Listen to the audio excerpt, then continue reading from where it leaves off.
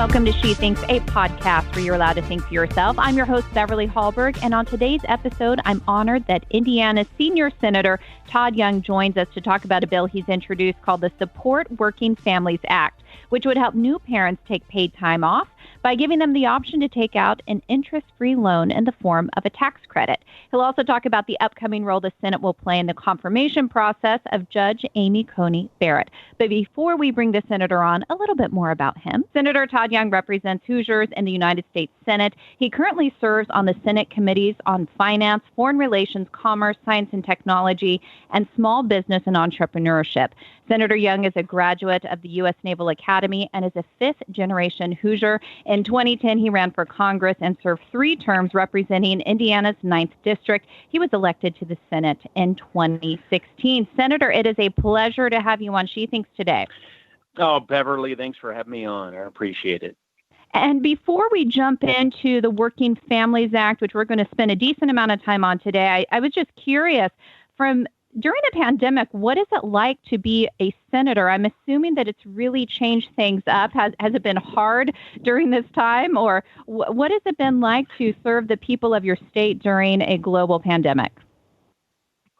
You know, during the really early stages, it was incredibly hard work for myself, for members of my staff, because there were just so many unanswered questions and a real need for government to be responsive. And I have to say, I was really encouraged that even though we're in a toxically partisan atmosphere right now, Americans came together, even in our federal government, and we were able to pass some legislation that helped out a lot of people. But my role and the role of my staff was to help people navigate programs like the Paycheck Protection Program and some of the other assistance that we provided. And oftentimes we played sort of traffic cop, providing assistance just by telling people where they could go and receive answers to their questions. So, you know, when I was in the Marine Corps, I didn't have an opportunity to serve in a combat zone.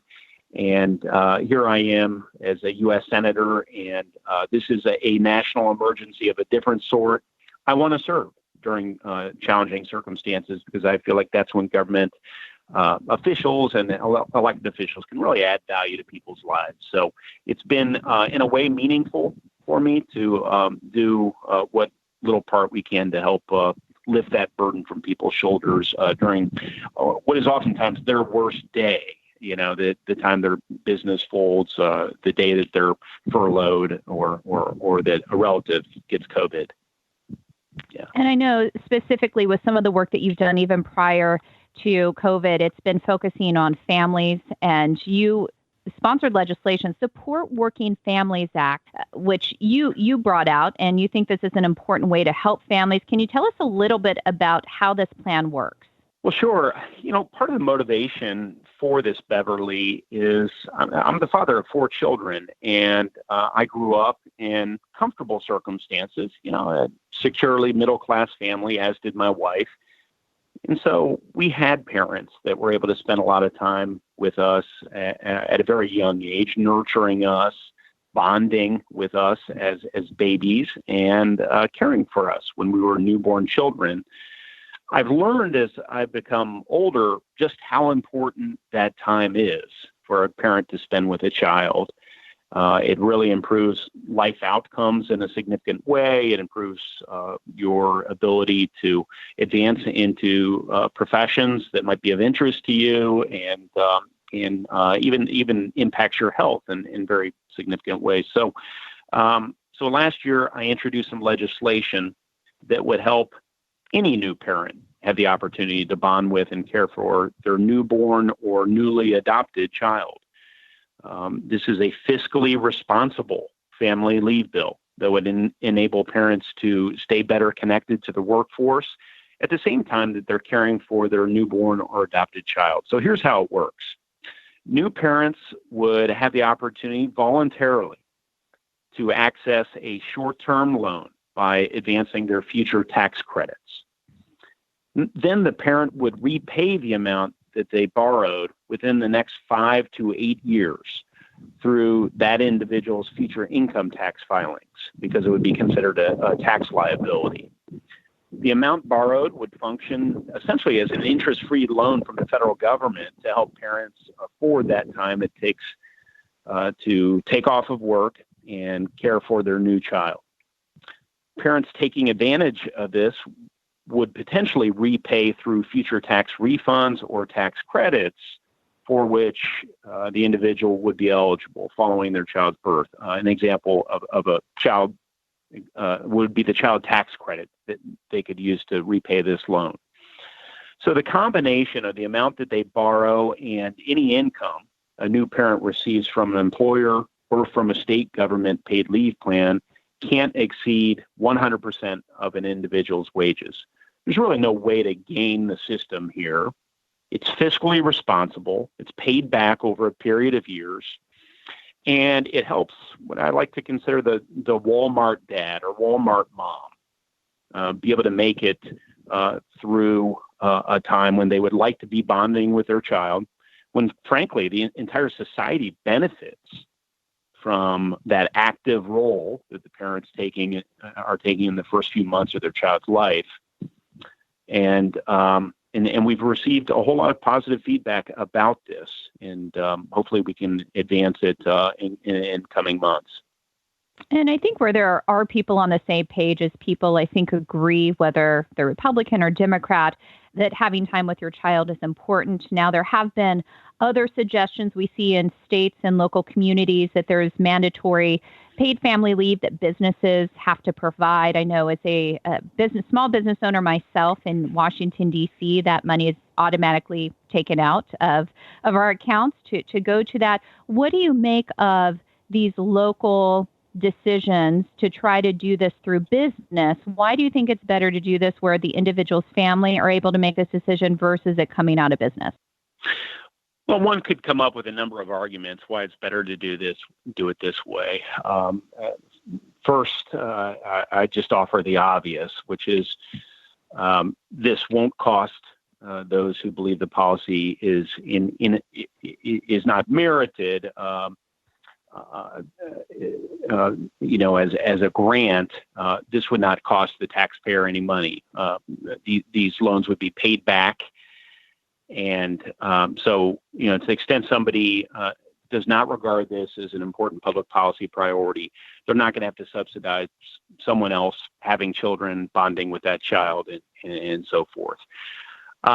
Mandates on small businesses are difficult. Small businesses experience ups and downs. I say this with a measure of credibility because I come from a small business family, and I'm really proud of what my father was able to accomplish when I was young. I do know that we had some lean Christmases and we had some really good Christmases.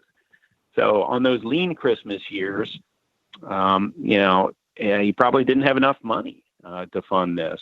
Certainly, somebody who had a workforce of up to 10 or 12 individuals at one time, if he had a couple of his employees taking paid leave, mandatorily provided by the employer, that would have been a burden on him. And so that's an important reason that to make this voluntary. And then lastly, if one happens to reside in a locality or a state where collectively people determine in our federalist system that it makes sense to mandate that, well, I suppose that's a state or a local level prerogative.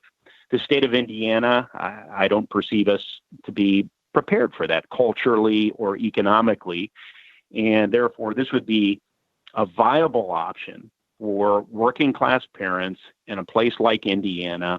Moreover, there are other states, I'd use Washington State as an example, that provide a very generous paid leave plan for so many of their individuals, but there are some gaps in it, and we believe that this program can be tailored in a way to fill those gaps.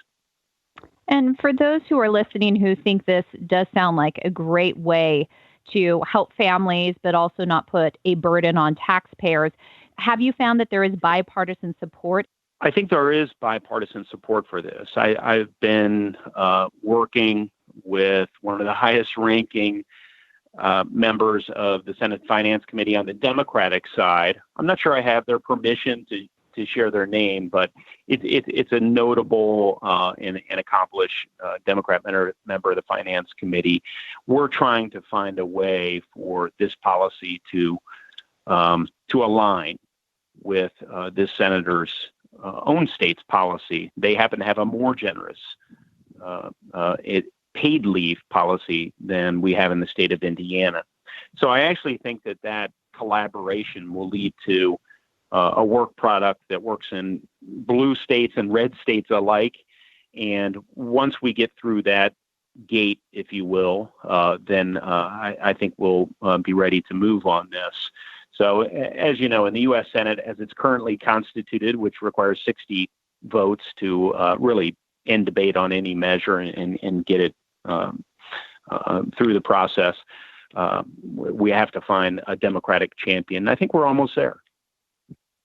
That's great news. And I know that there's a lot going on in the Senate right now. The Senate has been in focus on the confirmation process that is going to be underway next week with Judge Amy Coney Barret. What has it been like for you to see all the media storm around this? And what do you think we can expect next week during the hearings? Well, number one, I just have so much respect for Amy Coney Barrett's credentials, her temperament, and she's just a great person for her life story. I came to know her because Don McGahn, then White House counsel and a Notre Dame alum himself, happened to bring Amy to my attention when she was interviewing for the Seventh Circuit nomination. And I helped her through that process and was able to meet Amy and her husband, Jesse. And I came to understand that she's really, a faithful constitutionalist that understands the role of a judge, which is, of course, to apply the law as written to particular cases and not legislate from the bench. I think it's, it's especially meaningful that she hails from the state of Indiana and that she would be the first woman on the court with working age children or school age children. I mean, she is someone who's wrestling with some of the very challenges you discuss on She Thinks, challenges that professional women have to deal with and do so with great enthusiasm and gusto. But it's nice to have role models, and it's nice to know that these women who have to, frankly, oftentimes work much harder than men, juggling various responsibilities, are able to assume the highest leadership roles in the land. I think our hearings will be contentious because of the stakes involved. Our Supreme Court has, for better or for worse, been the place in which so many of our most consequential social and economic and cultural and political issues are, in the end, refereed. Some of that has to do with the fact that Congress punts on difficult issues as opposed to acting boldly, and that's lamentable. But some of it also has to do with a jurisprudential philosophy not shared by Judge Amy Coney Barret, which embraces the notion that it is the job of a judge to insert his or her own value judgments and personal opinions into the law. And that's not how Judge Amy Coney Barret rolls.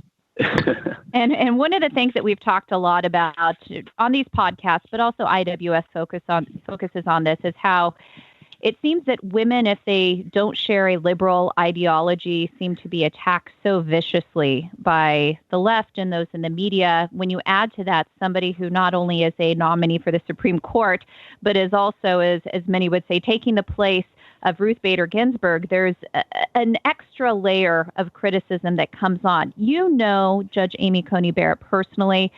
How do you think she is personally suited, or how did she prepare herself for the personal attacks that she knew was coming should this nomination happen?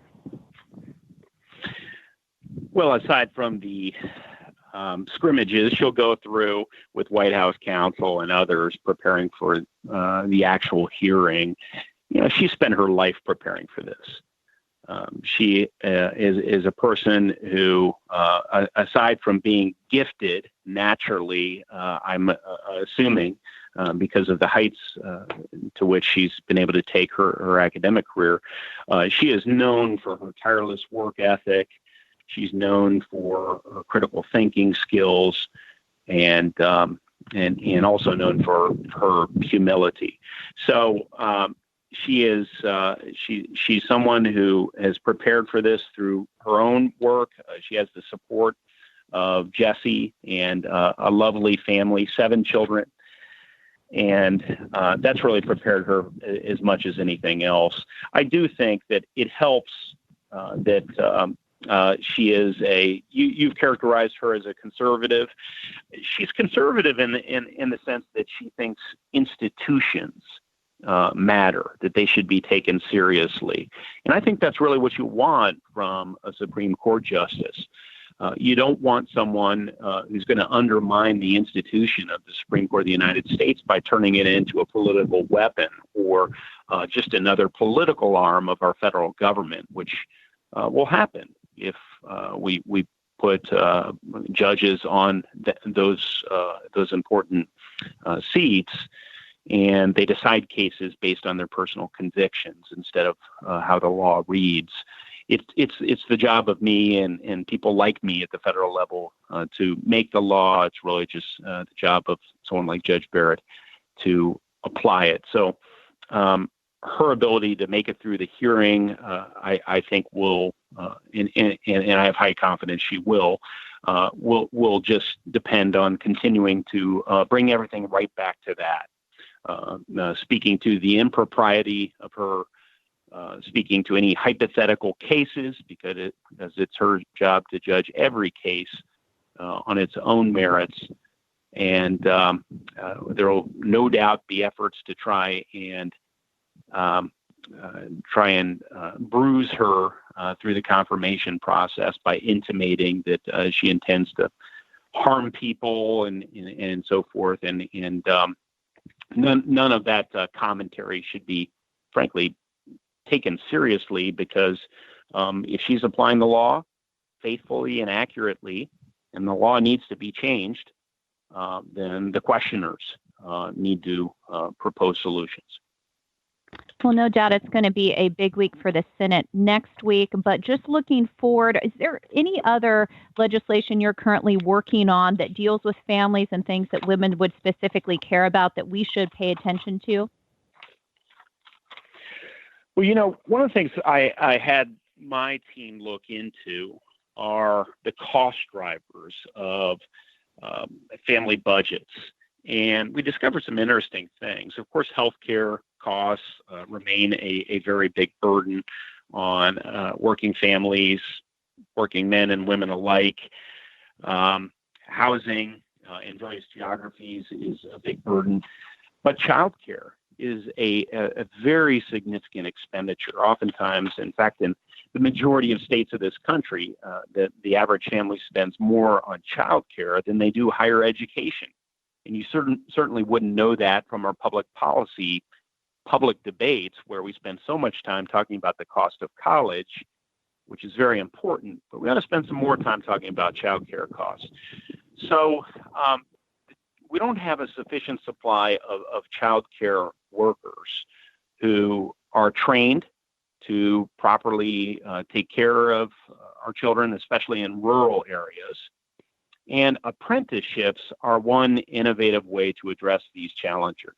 So I introduced a piece of legislation called the Early Educators Apprenticeship Act with Bob Casey of Pennsylvania, a Democrat, and Shelley Moore Capito, West Virginia, of course, my Republican colleague, that would support apprenticeships in early childhood education and make sure that people were entering a genuine profession, that they could take these certified childcare certificates from geography to geography, where they would be recognized, identified, and people would be compensated accordingly.